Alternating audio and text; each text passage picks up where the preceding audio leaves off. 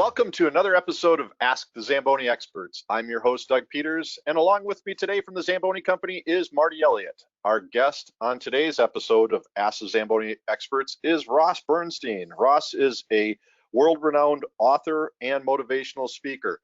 Welcome to the show, Ross, and thank you for joining us. Thanks so much for having me, Doug. It's great to be with you. Well, we're going to enjoy this, and I'm sure our listeners will. And it's always fun for me to have another Minnesotan, and I'm able to look into my window here and see your awesome man cave that you have with all sorts of Minnesota memorabilia. That's awesome. Thank you. Ross, where did you grow up? And tell us a little bit about yourself, growing up, where you went to school, that kind of thing.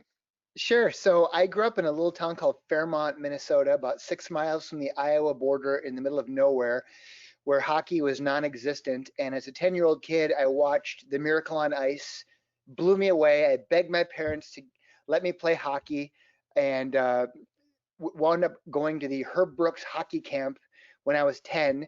I met him. I was the worst guy there. I won the Most Improved award for the guy who sucks the most. But I got into hockey.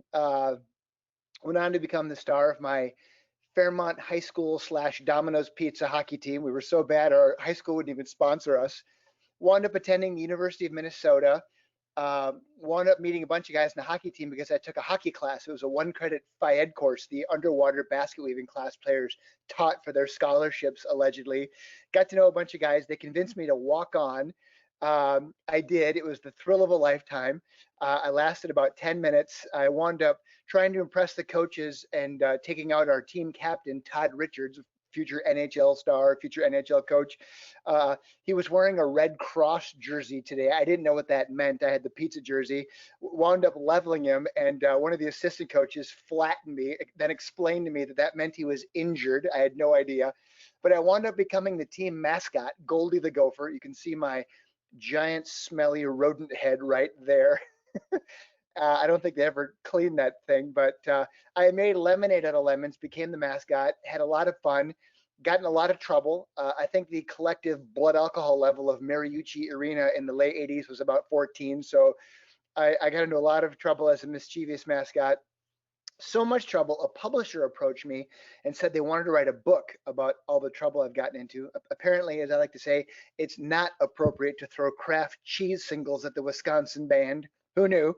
So anyways, I thought, well, who's going to want to read this book? But it kind of spawned the idea, and I wound up leveraging my graduate school money to write and publish a book about the history of Gopher hockey from Goldie the Gopher's point of view. My parents thought this was the worst idea in the world. It was destined to be a failure.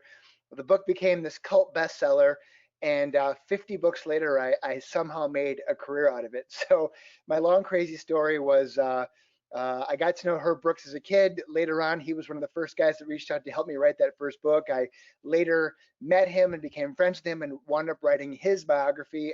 At the time, he had passed away tragically in a car accident. We were together at a golf tournament the day he was killed. So I now am the president of the Herb Brooks Foundation. So it's a full circle, crazy hockey story. But like you, I am so lucky that I get to make my career doing something that I'm so very passionate about, being in the world of hockey. That's amazing. With Herb and your stories with him, I was fortunate enough as a young kid to have him as a hockey instructor at Faribault Shattuck at Ken Yackel's hockey camp a long time ago. Shattuck, exactly. Yeah, and just a great guy. I was flying into the Twin Cities on the day that he passed away, which was a very sad and tragic day.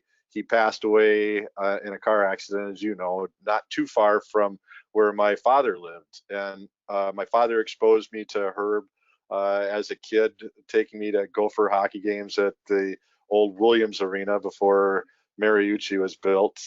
And as my dad worked for the North Stars, I got to see Herb in action a little bit during the 1980 build-up to the Olympics, which was and it still is, the greatest event that's happened in my lifetime as far as sports go. I have 2 kids and 9 grandkids, so I can't say that that surpasses that, but it's up there, and it's something that I like to give our friends to the north a little bit of jabs about because of how great it was. But he was an incredible guy, and just sad that he was taken from us far too early. Absolutely. Yeah, I'm honored to be able to carry on his legacy. I've written a couple of books about him. My newest one is called America's Coach, and I donate proceeds to the foundation. The foundation is all about giving back to kids who socioeconomically don't have opportunities to play hockey, kids who have special needs, autism, Down syndrome, kids whose parents are in Iraq and Afghanistan. So our mission is just to grow the game, keep Herbie's legacy alive, keep doing offering programming for kids and to let them have fun. That was, Herbie's big thing was to be able to do more with less. He studied the European style of hockey where they don't have as many rinks, so they were really champions of outdoor hockey, dryland training, and just less parents. Herbie always said his dream team would be a team of orphans, no parents screwing things up. Just let the kids play structured, unstructured ice hockey. Just let them play, let them have fun. Big kids, little kids, and eventually they'd figure it out. So that's our mission, is just to keep it all going. So I'm very, very honored and proud to be a part of that. I'm a big disciple of his viewpoint of hockey, and it was that you build at the base and the cream will rise to the top, and you don't do the inverted pyramid where you spend all the money at the top and nothing at the bottom. Because if you don't invest in the future hockey players, eventually the hockey players will grow out of the sport, will move into a different sport, just different things. And I realize that it's a balancing act, but as I've had discussions with a good friend who is the executive director at USA Hockey, Pat Kelleher, who is also one of our guests on a podcast, I am a firm believer that I'd like to see amateurs play in the Olympics. I understand why that's not going to be, but it's just, it'd be nice to go back to 1980 and think that that could happen again, but I don't know if that's being realistic. Have you ever had the opportunity to drive a Zamboni machine? I did. It was at a buddy of mine's bachelor party, and it was awesome. I was like, I studied it and studied. I'm like, I got this. I've watched it go around a million times, right? I screwed it up. I ran into the wall. It was, now granted, I allegedly maybe had a couple cocktails at that point because we had somehow convinced them to let us drive the Zamboni. We bought the ice time from like 1 to 3 a.m. That was when they were available, allegedly. I won't say where this was, but it was awesome. And there's just something magic about the Zamboni, right? We all grew up with it. We've seen it. And so it was really cool. And it's just great to see the evolution. Another one of my favorite charities is the U.S. Hockey Hall of Fame, that I've done a bunch of work, written a bunch of books for them as fundraisers. And I think they've got Zamboni #4 hosted there up on a pedestal, literally, with the old, the auger track, and you can just see inside there, and it's so cool. And it's just so cool to see how, they've evolved and they've become, marketing tools, and how and now just with electric, and, just with all the environmental issues people are dealing with. And so it's great to see how your amazing company has evolved and just helped to, people think of, take hockey for granted. It's just, oh, you just run this. There's so much science involved, and up here in Minnesota where I live, you see all the people making their own Zamboni, right? Their own version on the backyard ponds, and it's great. So I'm such a fan of what you guys do, and when you asked me to be a guest on the podcast, I was like, yes, I love Zamboni. So this is really cool for me.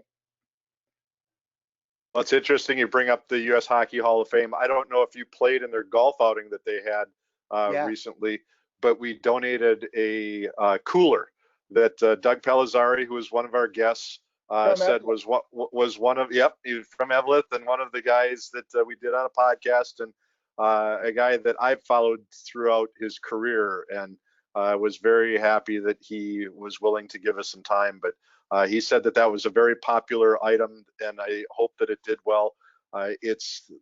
We feel that the U.S. Hockey Hall of Fame has it correct, because they have Frank Zamboni as a member of their hall, and we hope that the National Hockey Hall of Fame up in Toronto will get it right and put Mr. Zamboni into their hall, because Mr. Zamboni and his invention really changed the sport.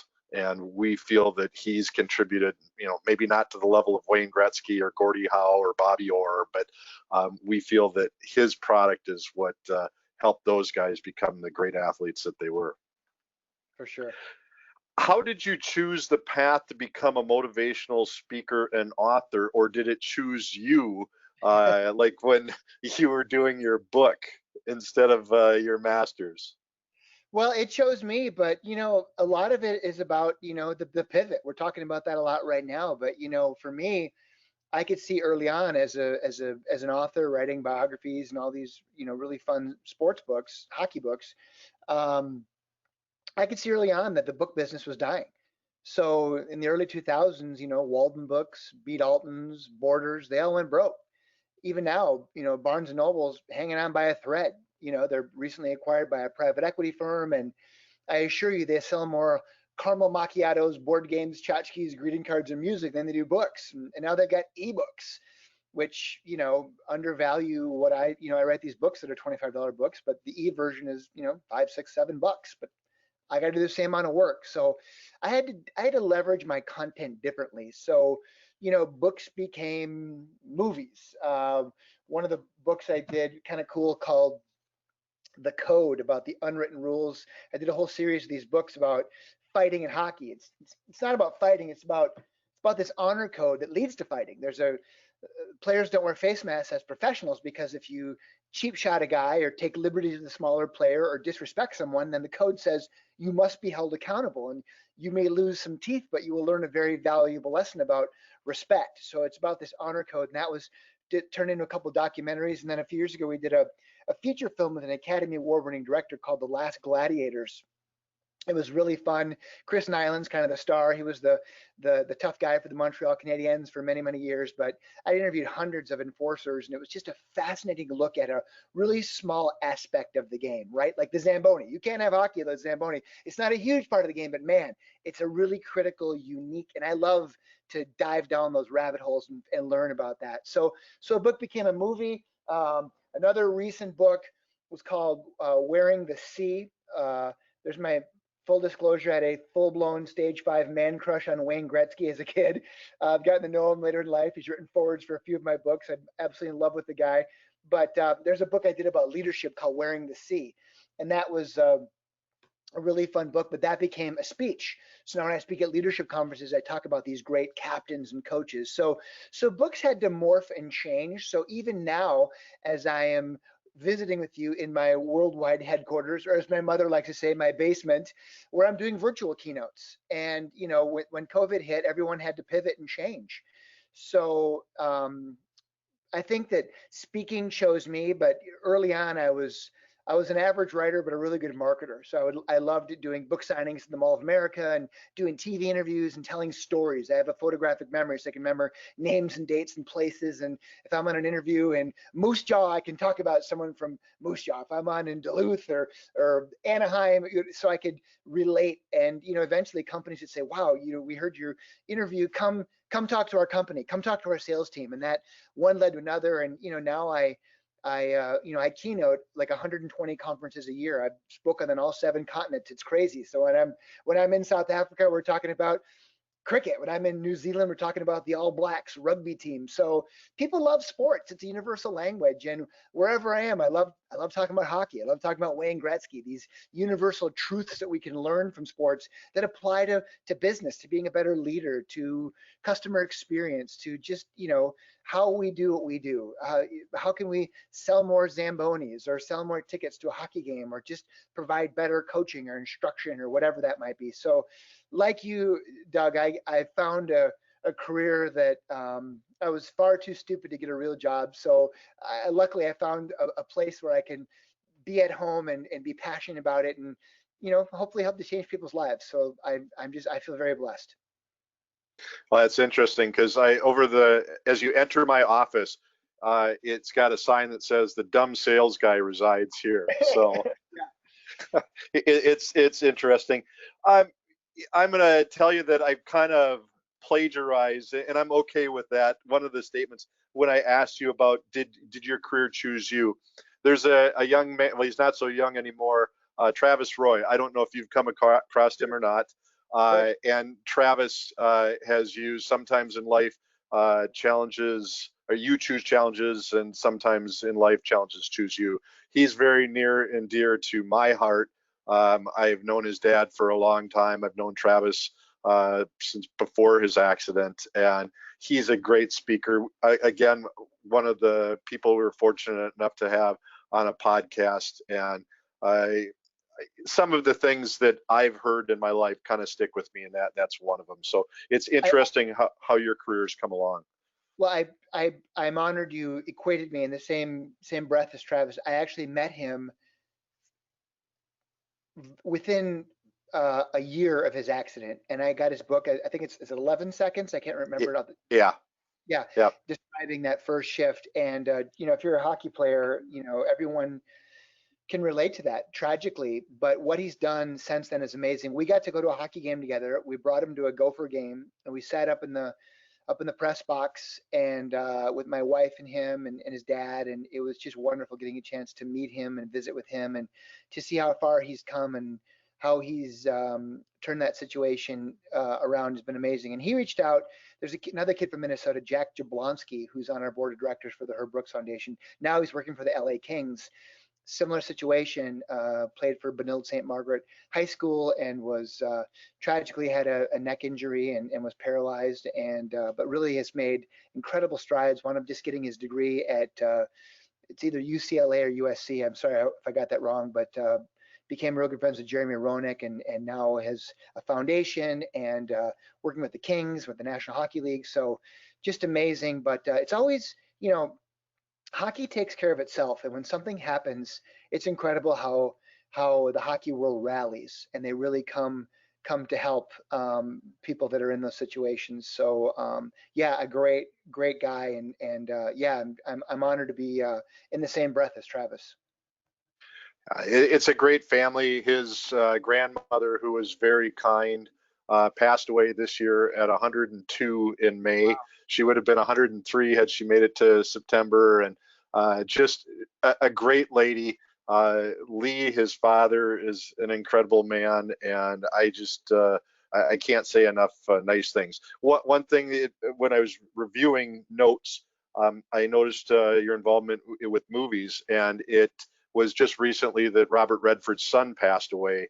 And I had the pleasure of having a lobster dinner with Travis and Lee and Redford's son, because he was considering doing a movie. They just couldn't get the funding on Travis's story. And Travis Well, truly has taken a truck full of lemons and turned it into lemonade. And he has been very inspirational in being able to provide life-changing dollars to help people who have been afflicted by spinal cord injuries. And I know he's reached out to Jack, and I've had discussions with Travis about that, and he says it's kind of a touchy thing, because you want to offer your support, but you don't know if that person is ready for it or not, or their family, and you don't want to be Debbie Downer as well by saying, hey, these are the kind of things that's more reality, because I think everybody goes into it thinking, hey, I'm going to get back to walking again. And unfortunately, that's not the case for many. But I'm glad that you've had the opportunity. And if you met Lee, he's one of those guys that you'll never, ever forget. Um, can you tell us a little bit more about your life as Goldie the Gopher and some of the antics and things that you did as Goldie? well, it was fun. It was just a fun. It's amazing how all these years later I still get recognized, believe it or not, as the crazy Goldie. Back in the late '80s when I was a walk-on, the mascot was a member of the marching band. So it might have been some third chair flutist who would put on that little furry costume. Well, I was too fat for that costume, so I had to wear my hockey uniform. And they were tired of Bucky the Badger coming over from Wisconsin and beating the crap out of Goldie. So I'm like, all right, they need a big dude who can play hockey. So I'm out there, first game, I bench pressed Bucky above my head and said, this is how things are going to be now. And so we had to make a statement. Wisconsin's been kicking our ass in football and basketball for years, but at least in hockey, we can show them a thing or two. So, anyways, it was just fun. And that first book I wrote, it was called Gopher Hockey by the Hockey Gopher. And it just kind of launched my career. I was able to interview hundreds of former players and coaches, people in the media, and just get stories. And that's what I am. I'm a storyteller. I'm a purveyor of all this great history. Meeting guys like Glenn Sonmore and Lou Nanne and Neil Broughton. I mean, I had again, a full-blown stage 5 man crush on Neil Broughton. I got to skate 2 years ago in the Miracle on Ice fantasy camp up in Lake Placid, and I got to skate with Neil Broughton in a game. It was just, I was like, what the hell? It was so cool.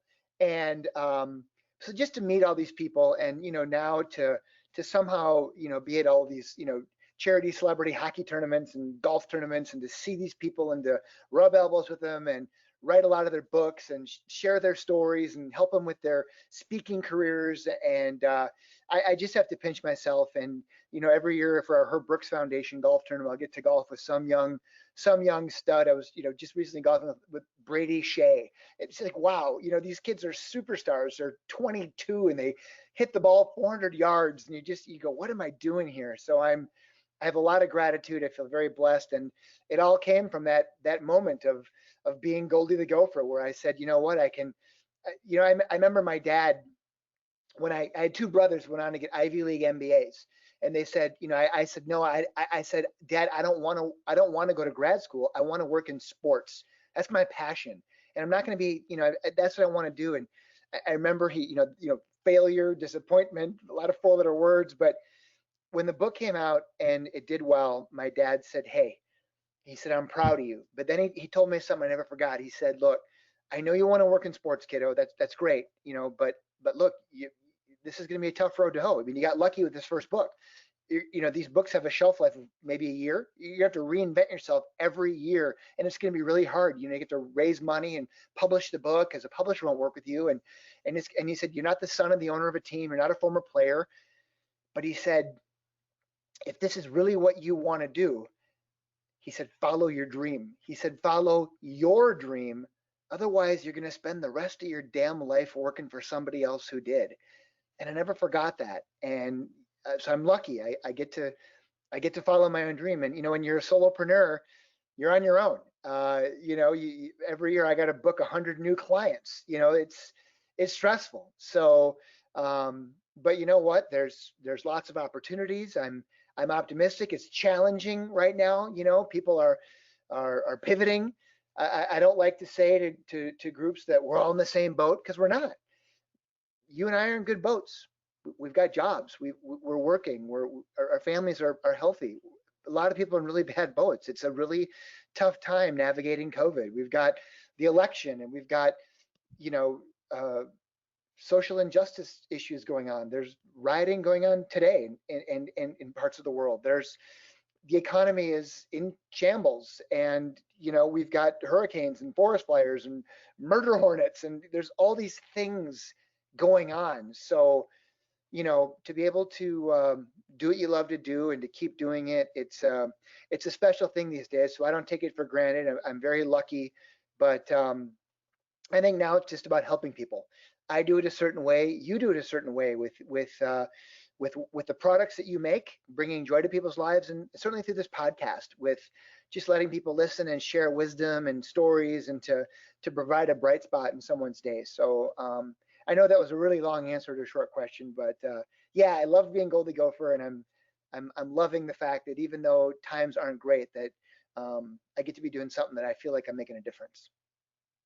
That's a perfect answer. There's no time length or shortness, long. However, it's interesting to hear, and I made several notes while you were talking and with your answer. I love solopreneur. I'm going to pass that along to my stepson, who visions himself as an entrepreneur, and he is. I am also going to share with you, if you don't mind, the passion I hear in your voice, and it's something I tell young people now when I talk to them. And I've got a couple years on you. I tell them that find something that you enjoy doing. And when I went to school after high school, I went to Brown Institute for radio broadcasting. I wanted to be a sports play-by-play announcer. I wanted to be the next Al Shaver. This was pre-ESPN being what they are, talk radio was before Rush Limbaugh, so all of that wasn't available. But I'm happy that I did it. And it's funny now, we are almost 40 years later, and I'm being able to utilize, if that's a skill, I don't know if I have it or not, but being able to utilize what I went to school for to do these podcasts. And I've thanked the people involved with this. I thank Paul, I thank my boss, Greg Dean, and Frank Zamboni and Richard Zamboni, because it's enjoyable. This is, I said, I feel guilty. I should be using vacation days when I do stuff like this, because it's not really work. So I hear that, and I'm glad that your father also was telling you to follow your passions, follow your dreams. And I think that's great news for people that are listening to this, to find that, to find what you really enjoy, because if you do, then it's not like working. Yeah, and I think you hit on something too, like for your stepson being a solopreneur. And one of the things I want to say too, I talk to a lot of young people. I know a lot of young people listen to this podcast, but I would say too that the playing field today has been leveled. When I wrote my first book, I literally had to beg, borrow, and steal my graduate school money to write and publish that book. That meant I had to pay to print, thousands of copies of a book that were going to be doorstops and Christmas presents for life if I didn't sell them. And it was stressful, and I didn't know what the hell I was doing. I knew nothing about publishing books or editing books or reading books. If you saw my grades, but that's what I wanted to do, and I went for it. And if it failed, it would have really set me back.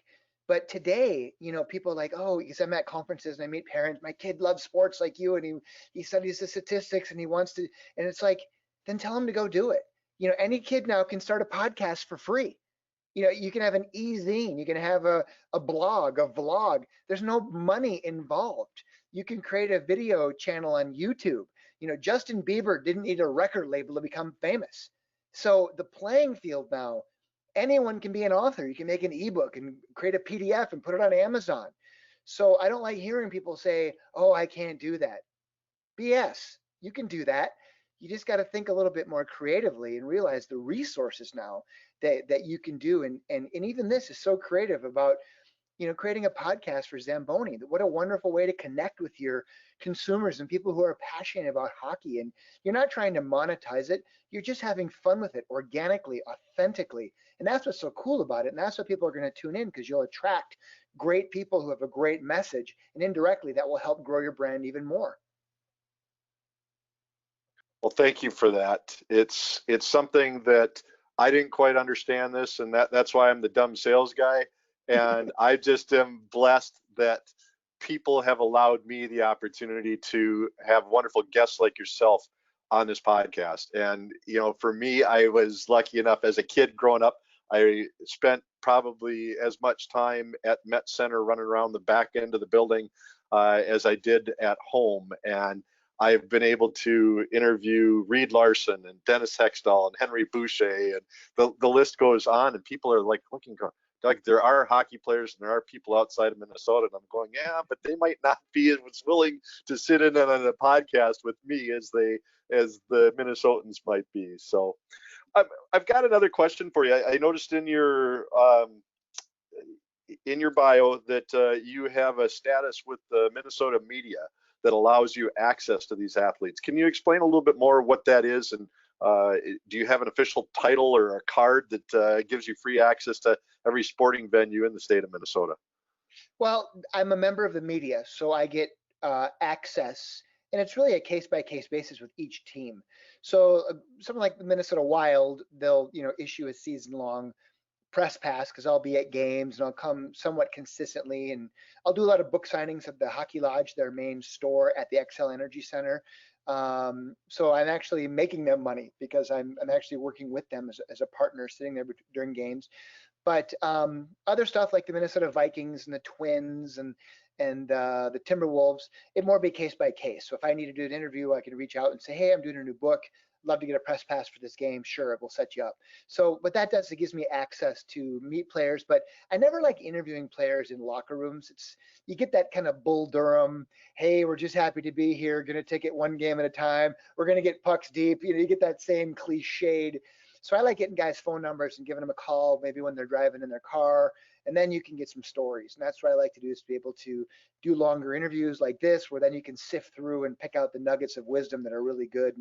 And meeting guys at, golf tournaments and charity events, that's when you kind of build relationships organically. So, but certainly having access as a member of the media allows me the opportunity to meet these guys, to interview them, and it gives me a spot in the locker room, in the press box, in the dugout, in the sideline, and then the relationships go even further when I meet them at the charity events and so forth. But yeah, it's all about the interviews, and I'm not winning any Pulitzer prizes. A lot of my books are anecdotal with lots of quotes, but people don't want to hear from me. They want to hear from these athletes themselves. Your favorite Minnesota team and why? Well, I loved the North Stars when they moved in '93. And yes, Norm Green still sucks. Anyone from Minnesota will appreciate that. I'm sorry. But when they were hijacked to Dallas, which was worse than the Herschel Walker trade, or the 1975 NFC divisional playoff game with the Dallas Cowboys and Minnesota Vikings, the Hail Mary where Drew Pearson clearly pushed off. Not that I'm holding any resentment. I was 6 years old, but I still remember. Just saying. Look, I love the North Stars. Old school, like what do I got? Like an old school, old North Stars pennant. I got all kinds of pucks and things and stuff all over. Love the Wild, but man, if the Vikings won a Super Bowl, and Marty, you could concur, it'd be like Toronto winning the Cup. They Yeah, the I mean, the rioting / parading would go on for weeks, man. And my purple are so bad, Doug. I don't even want to talk about how bad they are. But I love Gopher hockey in Minnesota. That's a major sport. Much like Indiana basketball, Texas football. We've got 6 Division I hockey schools in Minnesota now, which is amazing. St. Thomas University just went Division I, which is great. So that was a big part of Herb Brooks's mission. We had Duluth and St. Cloud and Bemidji and Mankato, University of Minnesota. So which is amazing. So to get more kids playing is great. But I love all of them. I'm a homer. I got pennants all over. I stick pins in them. I want to enjoy them. My house is covered with all this stuff. So I root for all of them. But the North Stars and Wild are kind of split. So I'm gonna go with the Vikings. I'm sorry. I know this is a hockey broadcast, but I love the purple. Well, it's something that you missed out on a few things, and I'm glad to see that somebody else is as passionate about the push off and the whiskey bottle that hit the referee in the head that I thought was a flag, saying we were going to be righted. It was Corby's whiskey, and the referee's name was Armin Terzian. Some people called it justifiable homicide. I'm just saying. Yep. I wouldn't go that far. I don't like to see anybody get injured, but that was a brutal non-call, one of the worst ever. There is still wide left where the guy, Gary Anderson, misses his only kick all year long. Please don't bring it up. And 41 Donut, I think it was, when they got crushed at Giant Stadium. So yes, I can relate to that. And of course, who could forget this? Yes. Well, and Greg Williams should be banned from coaching football. I think that they might have actually been able to win the Super Bowl. They definitely, I think, would have won the Super Bowl the year that the Cowboys took them out. And I will add to that.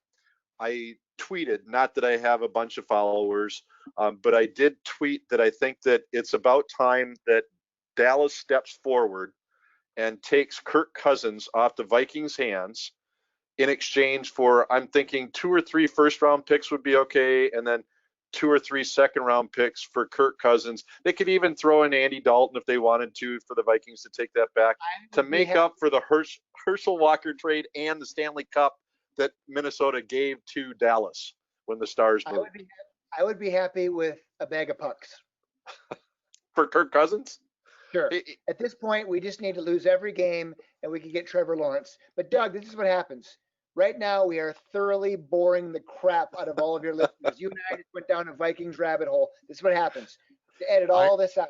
I have to step in here. I've never heard 2 Minnesotians be so, what's the word I want to use here, gentlemen? Negative? Negative, disappointed about end results? It's passionate. It's called passion, Marty. And it's something that, see, at least, maybe not in your lifetime, Marty, because you're a young guy, the Leafs at least have won Stanley Cups. The Minnesota Vikings have never. And Ross, will they ever win a Super Bowl? I predict I'm going to be like that Cubs fan when the Cubs won it, like a guy who's like 109 years old and they roll him out on right. That'll be me. So, yeah, okay. I'm optimistic in the next 50 years we've got a chance. That's what I'm setting expectations. So do the Detroit Lions. I've waited 53 years for the Stanley Cup to come back to the boys in blue. So you'll have to wait maybe a little longer, Ross. I'll never forget my first time in Toronto. I picked up the sports page and I thought, this is really weird. There's not one mention of the Leafs in here. And then I realized, oh, they have their own section.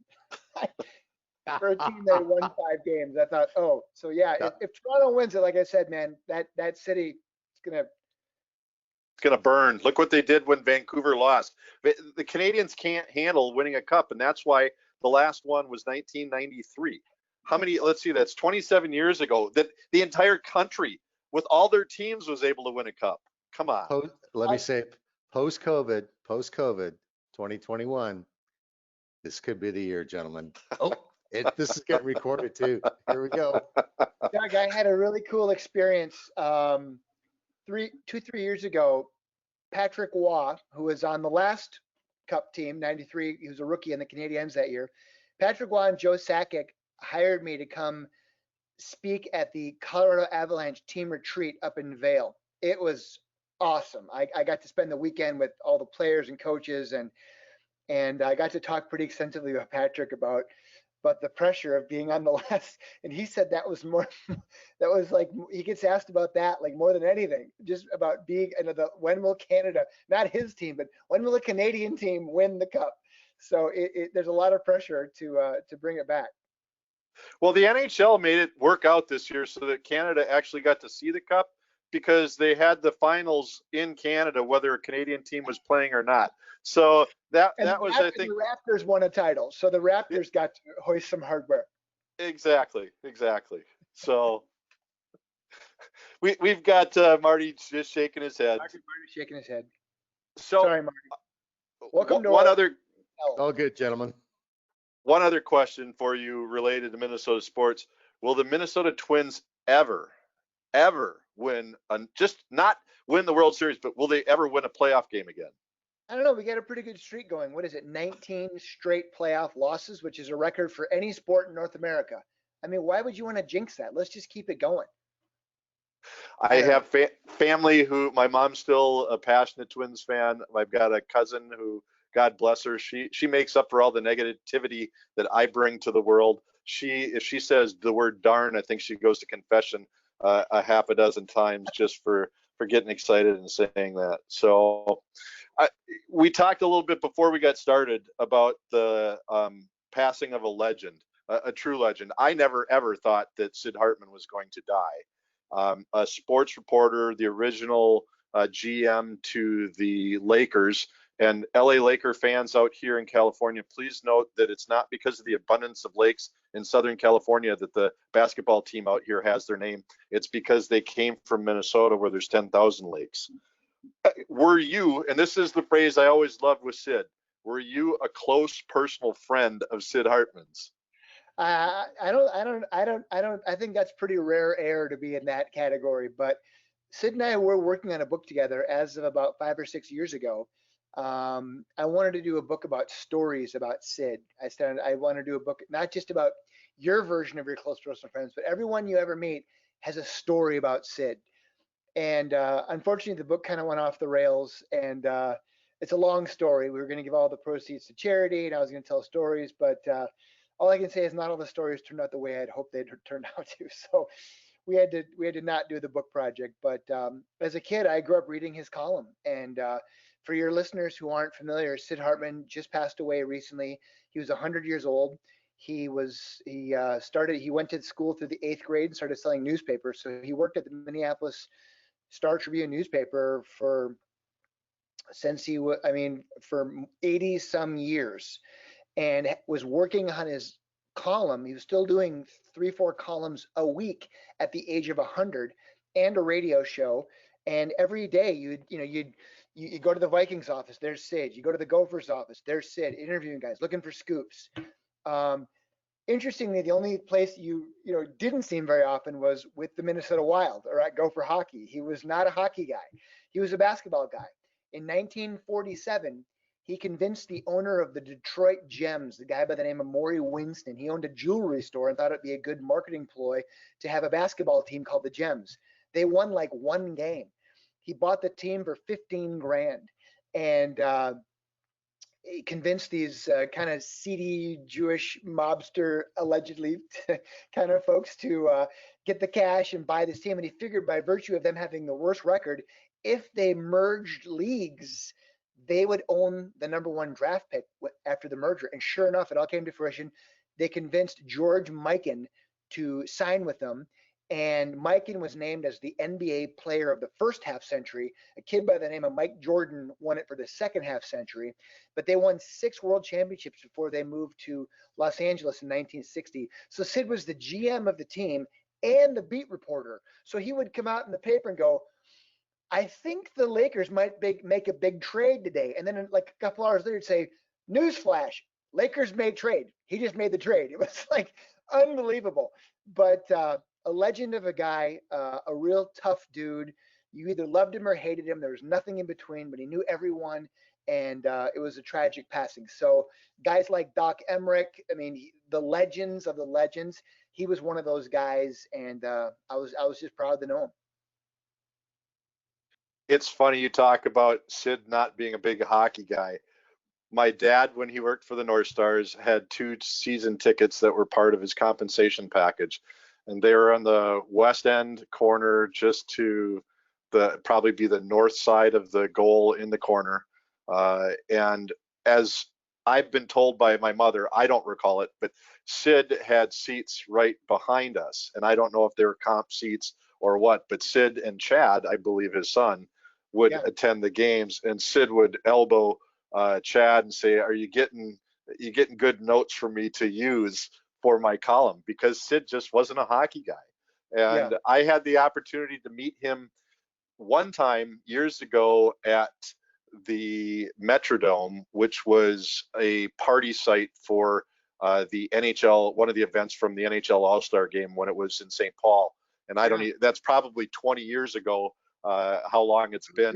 But classic Sid walked up to him, telling him, "Yeah, my dad used to be a newspaper boy years ago," and he didn't really care. And he had stains on his tie from probably whatever he had been eating the last 7 meals that he wore that tie for. But he, love him or hate him, he was a great guy. And I don't know if you saw the article that was in the paper that I believe the writer Jeff, I think it was Jeff, but the guy who helped Sid the last few years wrote about his experience. And I thought that was spectacular. And I loved reading all the people that commented about what they thought of Sid or what their experiences were with Sid. I thought the Star and Trib did a great job of talking about him.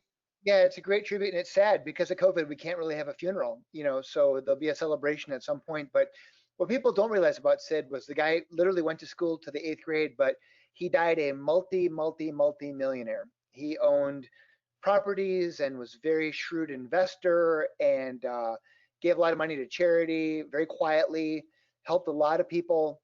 And he was just an old school relationship guy with a walk around with an old tape recorder. And a lot of his editors who I knew and worked with would be responsible for transcribing his tapes and driving him around and looking for that next scoop. I mean, we're very lucky in this market. We're the 14th largest media market, but having 2 cities, Minneapolis and St. Paul, these 2 bickering sisters like Oakland and San Francisco, and Dallas and Fort Worth. I mean, they're very, very different.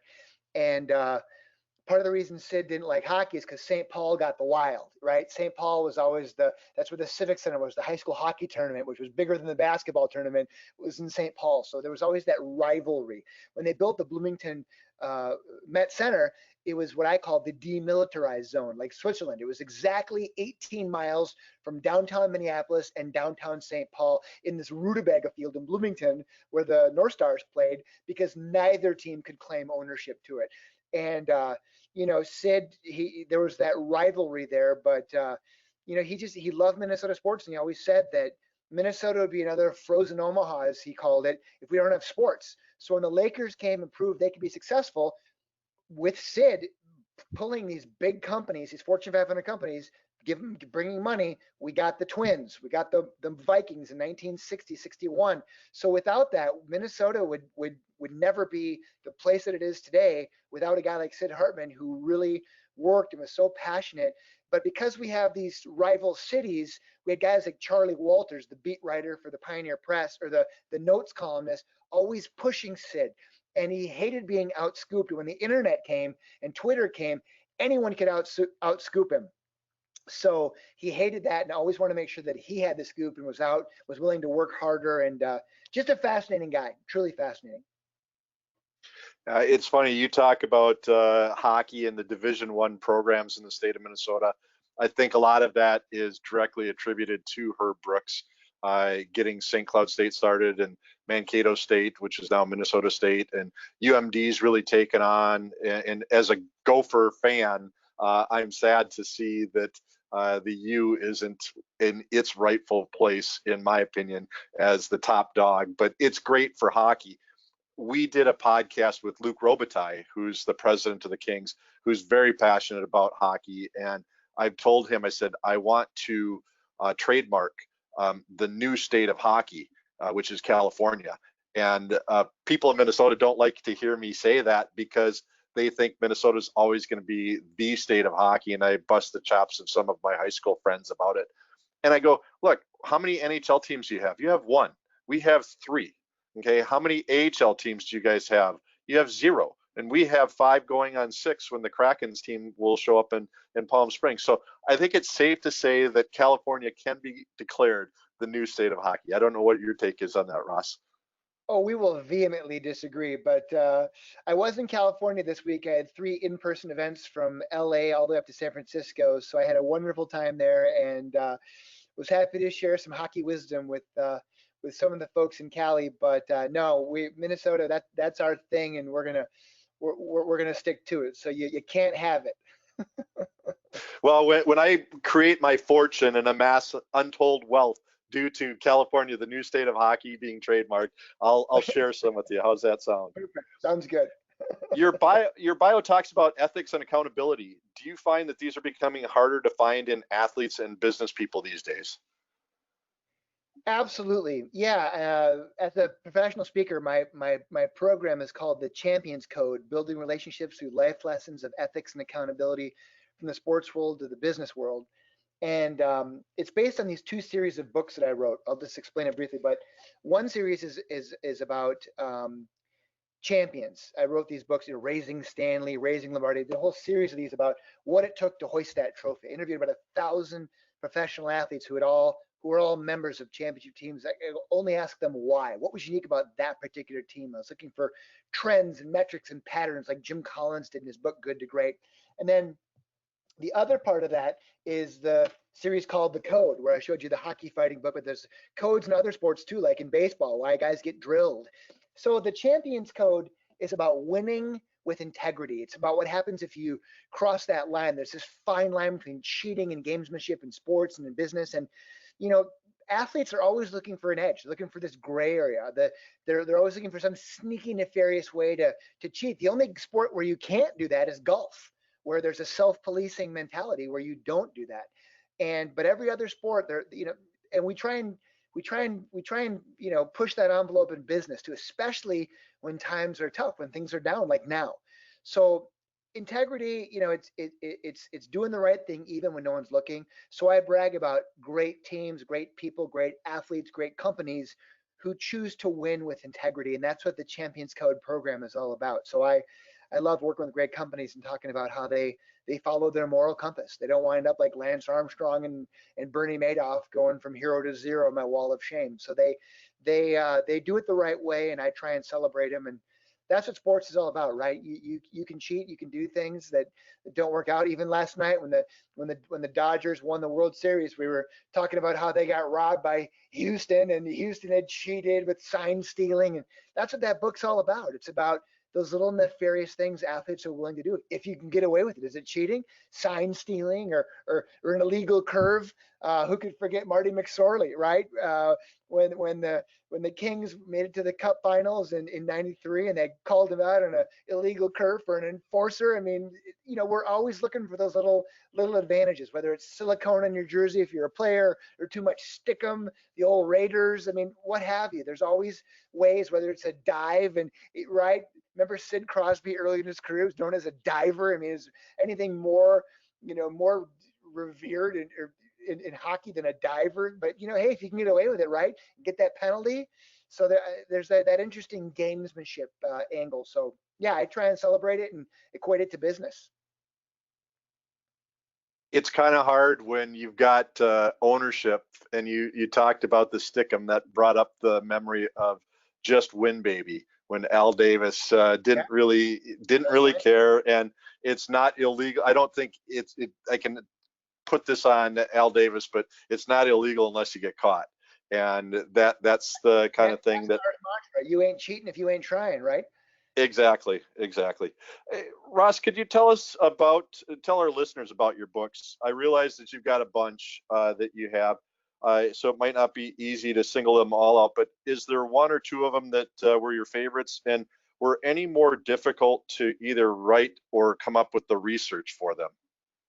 Oh, well, I've written almost 50 of them. They're like your children. You don't love one any more than the other. The one I'm probably most passionate about is America's Coach, just because it was with Herb Brooks. And when Herb died, it was during the making of the movie Miracle, and I got to work with their producers a little bit and share a little bit about Herbie for the movie, which was great. And the movie's wonderful, as everyone knows. If you're a Canadian, this is your Summit series. This was ours.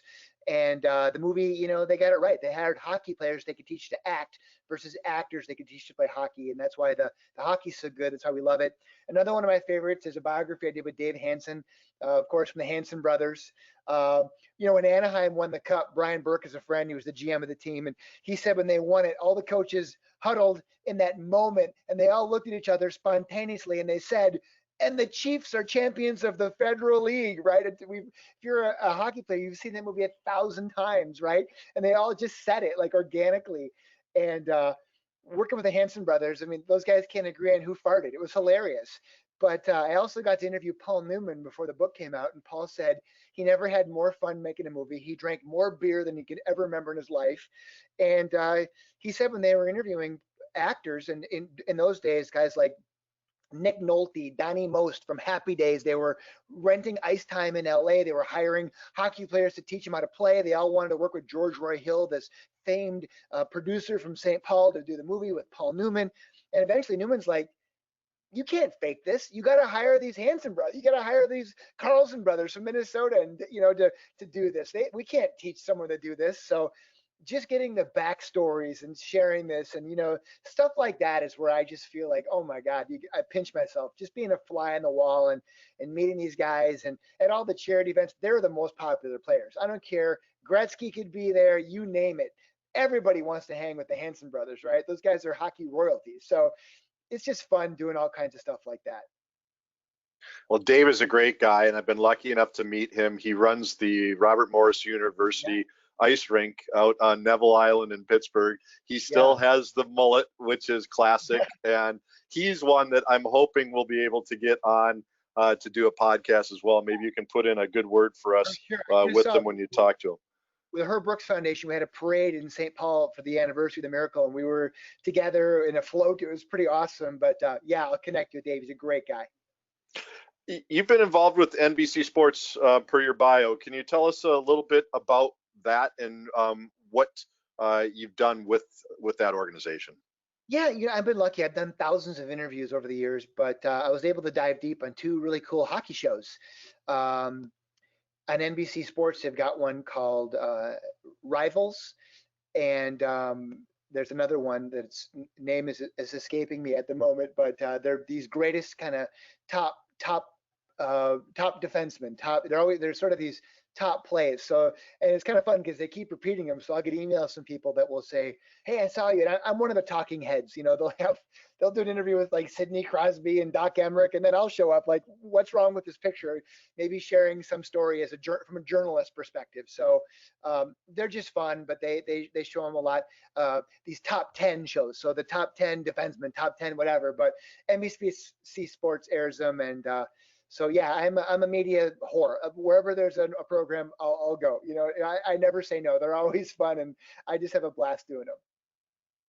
I was very fortunate to meet Kenny Albert at the All-Star game this year, and he was gracious enough to do a podcast that hasn't been released yet. Did you get the opportunity? Have you worked with Kenny? Yeah. He's just a wonderful guy, and I look at it and go, a guy your stature, a guy his stature that's willing to spend time with me.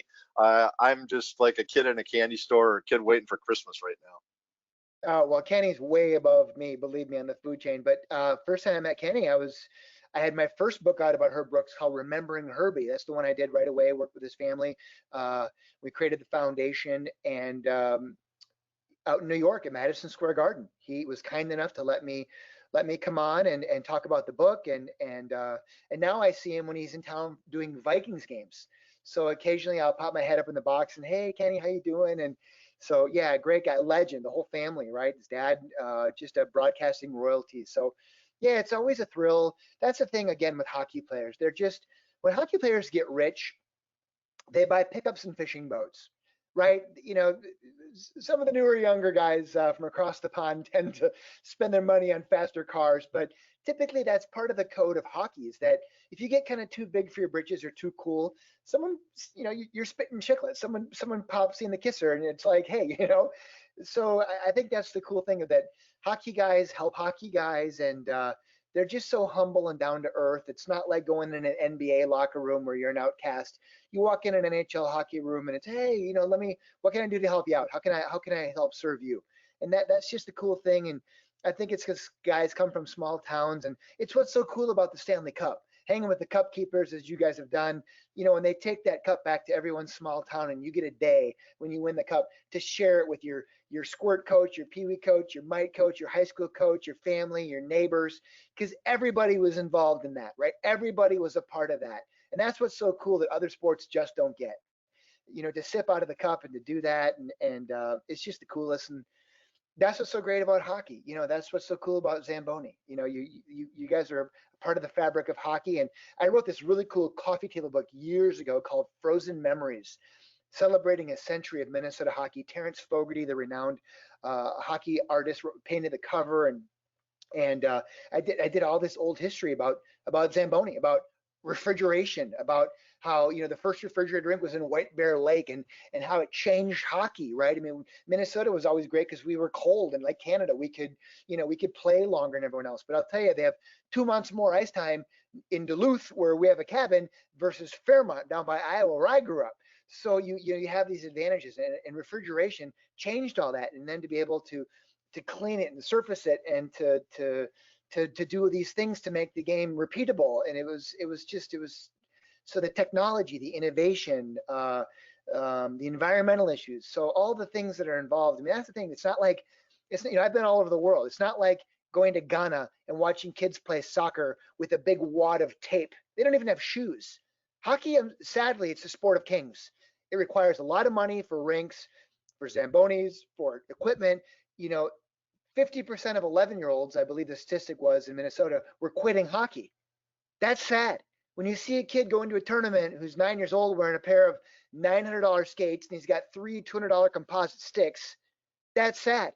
There's an arms race. Here's the thing that's even more sad about hockey as we grow the game. Those statistics don't even reflect the number of kids who don't start hockey. And a lot of moms are like, I don't even want to keep up with the Joneses, man. And God forbid your kid's a goalie where you might need a third mortgage, right? So hockey's gotten too expensive. It's not like the old days in Eveleth and Virginia and Hibbing and Chisholm and Roseau and War Road, International Falls, where you're wearing magazines as shin pads and you got old skates that were passed down family to family. And, now and it's sad. So the CCMs, the Nikes of the world, hey, if you're listening, we need this to stay an affordable game so kids can keep playing. And that's a really important thing. So I'm on my soapbox a little bit, but without that happening, man, the numbers will go down. Well, it's interesting you talk about that because we did a podcast that it hasn't been released yet either, but with Graham Roustan, who's the owner and publisher of the Hockey News. I'm sure you've had to cross paths with him. And he's acquired the Christian Brothers name, which as a Minnesotan, the 1980 Olympic team had Dave Christian, the 1956 and 60, Billy and Roger. And I like to tout the fact that a lot of people don't realize that Billy's grandson, Brock Nelson, who plays for the Islanders. A lot of people don't realize the royalty in that family that has played in the league. But Graham is doing something about the cost of hockey sticks and has reintroduced the Christian Brothers name into the world with a wood hockey stick that is affordable for families. And, again, we talked a bit about the base versus the inverted versus regular pyramid. And we really need to get more players. And if you take a look at one of the best hockey players in the NHL, Seth Jones, his dad Popeye played in the NBA. Why did he choose hockey versus basketball like his father played? Well, he probably loved the game of hockey and had friends. And you have to be able to introduce all the kids, as many as possible, so that the cream will rise to the top and the U.S. teams will continue to hoist the cup over the Canadian teams. Hey, Marty? True, and you're seeing kids in California who maybe grew up inline skating and they made the jump, right? That was a gateway for them to get in. And yeah, when I first met Herb, he told me that he drove all the way to Fairmont, my hometown, 3 hours through a blizzard to start a youth hockey program. He always said, the wider we build the base of the pyramid, the higher we can go. But you got to help these communities. You got to explain to those parents, your kids shouldn't be playing basketball or wrestling.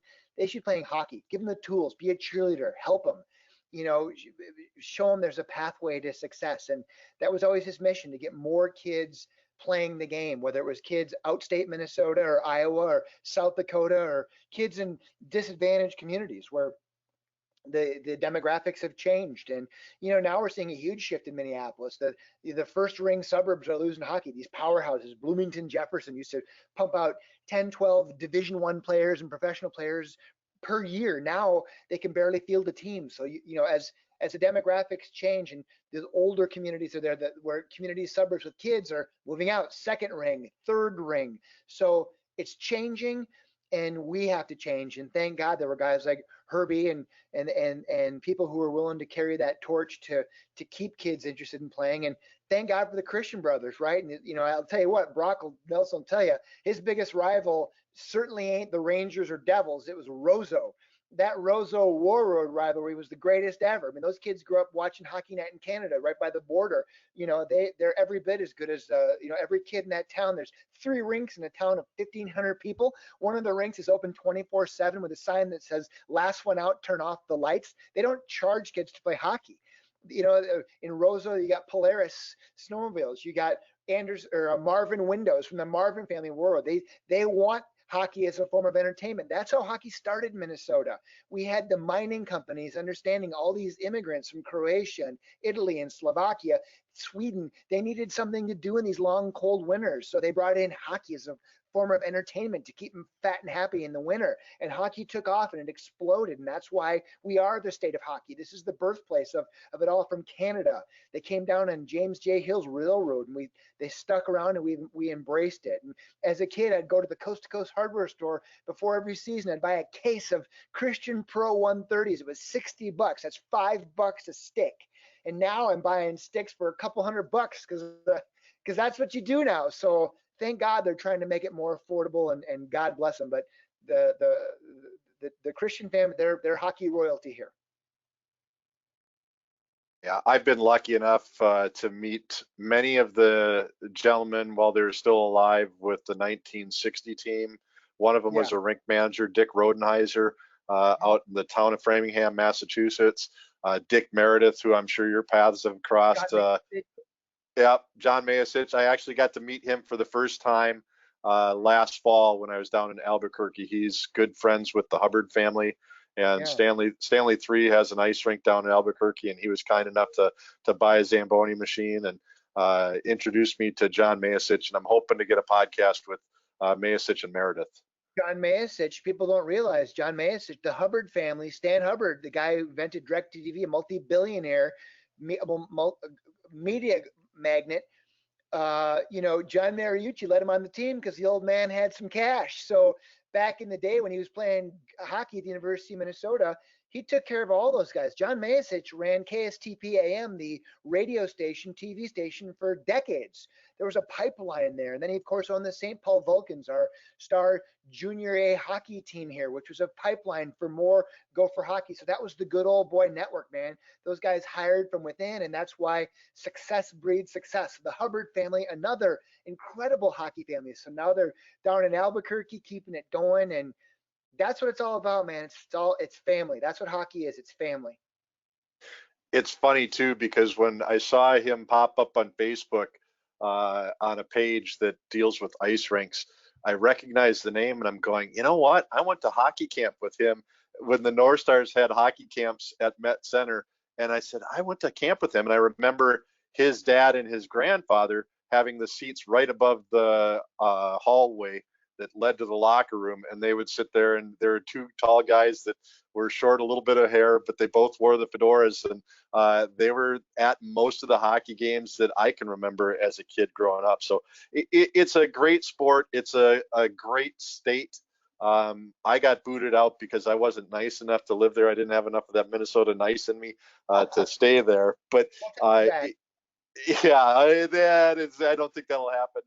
Not when you guys get snow before Halloween. I don't think that I'll be headed back I'm there. looking out of the soon. lake right now. It's frozen and there's 6 inches of snow. It's October. Now, you haven't even gone trick or treating. Ross, I could go on and on with you forever, and I'm hoping what I can do is shorten this one up and ask you to do a second one, so that the questions that I didn't get to that maybe we could get to later. But I would like to talk to you a little bit about the 1980 Olympic team. You're much younger than I am, so I'm happy to hear a youngster is able to recollect that. I was at the Miami conference, which is the Minnesota Ice Rink Manager Conference, a few years ago, and Mark Rosen was up talking. And he was talking, and I got talking to some people outside after he was done speaking, and was talking to somebody who was probably in their 40s right now. And it then made me think, going, somebody would have to have been born at least by 1970 for it to resonate. If you went back to 1965, I don't know if you would have been old enough to if 75, you would have been too young to maybe have it resonate like it did for you or I. And you're younger than I am, so maybe your perspective and what do you? I'm going to guess maybe you weren't there at Lake Placid, but maybe you were. No, What is it with the 1980 team that is so passionate for you, like it is for me? Well, the reason it was such a big deal, I mean, first you have to look at it, and in Minnesota, this is our Mount Rushmore of sports, like this. And the reason we claim it is because half the team literally was from Minnesota. Herb Brooks was the coach. We know the story. He was the last guy cut from the 60 team. It was a huge deal. All these Gophers, the madness for Herbie was he knew that he could take these kids from Minnesota. You get Mark Johnson from Wisconsin. You get the David Christian from North Dakota, and you rival them with these kids from Boston. And they hated each other. Back in the 70s, they didn't wear face masks in hockey, so there was fighting in hockey. There was tough guys, and these teams hated each other. And Herb thought he'd become such a horrible SOB that they would come together despite him, and that was the method to his madness. But they were headquartered at Bloomington Ice Garden at the Met Center. They played a really tough schedule of games that counted I think it was the CHL. So they were playing regular games against these really tough teams, but they went to Europe to play these tough teams. But because half the team was kids from Minnesota, we claim this as our own. And these were 19, 20-year-old kids who beat the Soviet Union. This is a team that hadn't lost a game since the 60 Olympics.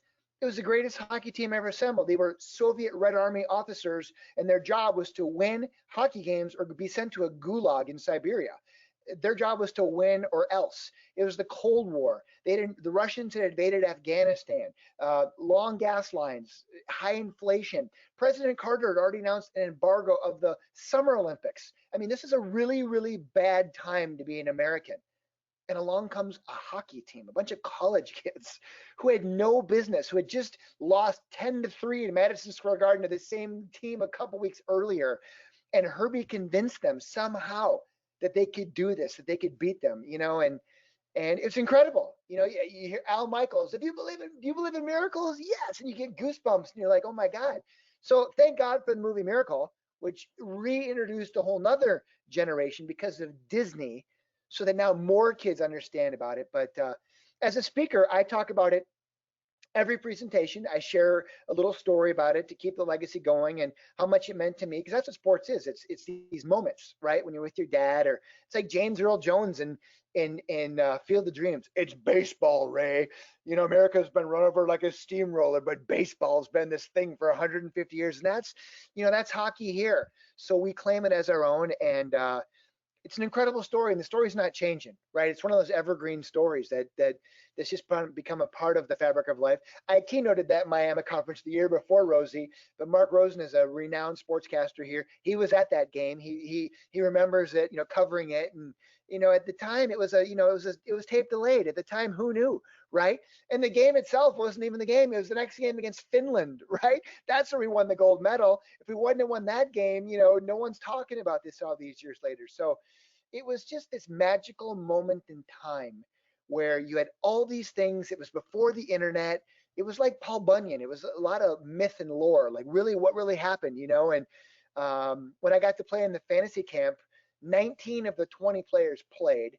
5 days of serious beer drinking at Lake Placid, on that rink, in that locker room. It was unbelievable, for me, just to be there. But it resonates, man. You ask anyone in Minnesota about it, and it's our thing. It's one of the greatest moments of my life that related to this. I was lucky enough to go to Lake Placid.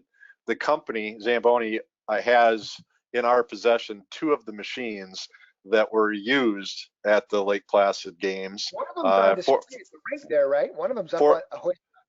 I don't know if they have one up there or if that's one of the ones that was used at the game. They still are using the machine that was used on the oval that Eric Heiden, which I think is probably even as incredible, that he skated in the elements.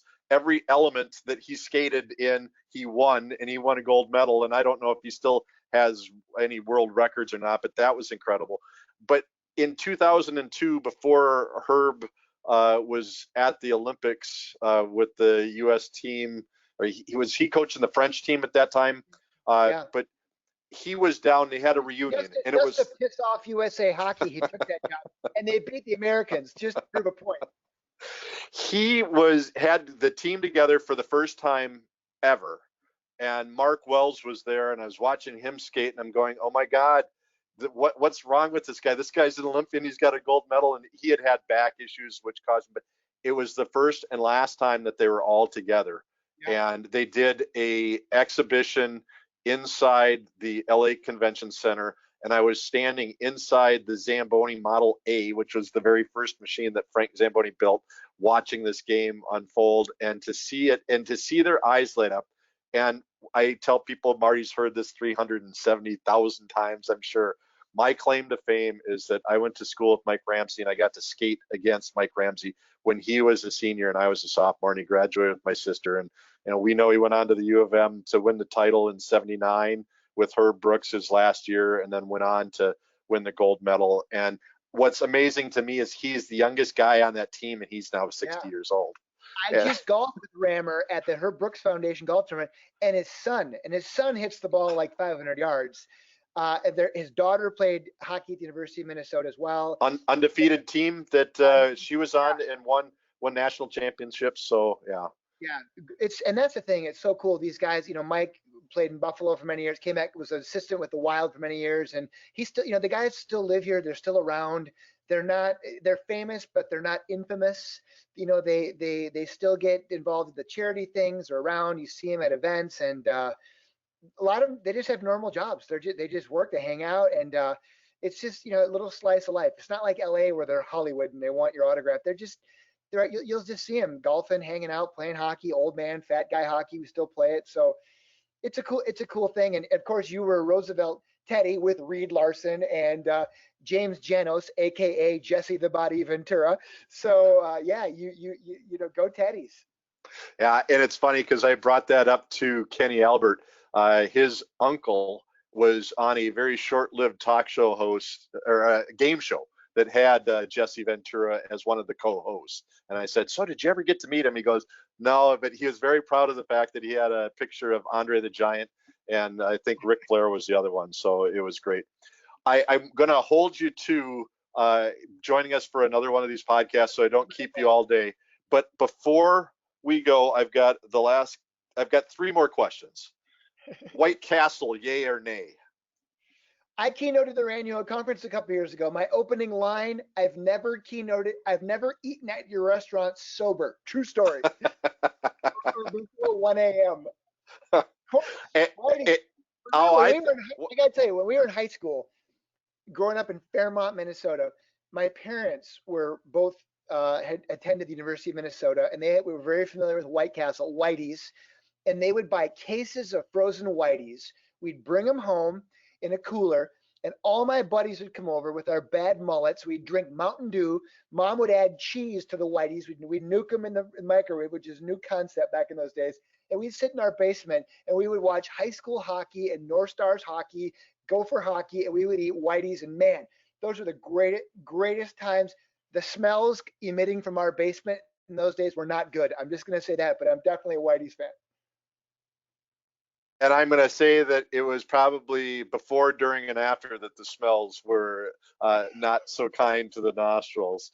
But I will tell you, as I've told people, it's a sure prevention for a hangover. If you eat enough White Castles after a night out at the club, then you're going to be fine. And you might be old enough to have gone to Pudge's over in St. Paul, right across from the Ford factory, where I lived for about 3 or 4 years in my youth. Okay, best pizza in Minnesota. Hey, I'm going old school. Jake's Pizza, Fairmont, Minnesota. I mean, they were the first ones that ever cut it in the squares. And to me, when I was skating outdoor hockey, we could only dream of having a Zamboni in Fairmont. Okay, we had nothing. We had shovels, and the moms would get together and they would carpool and they would go to Jake's and they would bring us pizza. We'd go in the warming house and we would warm up. We'd eat hot Jake's Pizza, hot cocoa, and we would skate all night. They'd bring the cars up, put the lights on. So to me, man, that was just awesome. Jake's Pizza. Well, you'll be happy to know that Fairmont, the sales guy responsible for that area, was good enough at his job that Fairmont has a Zamboni machine now. Awesome. And, yeah, there's you go down to Marshall, where 100 years ago when I was young, I hunted, and they have the Red Baron arena, I think that it is, and it's a very nice facility. They just got a brand new Zamboni machine. Yeah, Schwann's a big player in town, so they're supporting all the youth sports. Great. Yeah. That's the Fairmont's arena, the McMuff, the Martin County multi-use facility. Now all the rich kids got their own arena. When I was around, we were outside, but that's okay. I'm happy for it. Where can people learn more about Ross Bernstein? Well, I got a website, rossbernstein.com. So I got nothing to sell, but if you want to learn, that's where I'm at. Okay. Marty, do you have any questions for our guest before I bid him adieu for the day and set up the next time we're going to get together? No, I don't. And I definitely look forward to part 2, Ross. I have to say it's been enjoyable listening and hearing the true Ross Bernstein. I've heard of you in the past. I know Doug's spoken about you in the past. I will have to say that at the initial part of this podcast, I text Doug a question that he never did ask, but if Deadpool 3, and I think it's being produced post COVID, and when Ryan Reynolds is looking for that mascot, I think I know who's going to play the role. Deadpool is underrated. I love Deadpool. It was hilarious. You could be the next one to say, do you want to die by a Zamboni in the next 5 seconds? I could see you doing that because you've driven a Zamboni, Ross. So I think know. that's your role. So if Ryan Reynolds and the boys out in the Connecticut area are listening, I think I found your next setup. Well, Marty, I look forward to seeing you in Buffalo next year at the Yes. NARS conference. So we will Definitely. definitely get together, and beers are on me.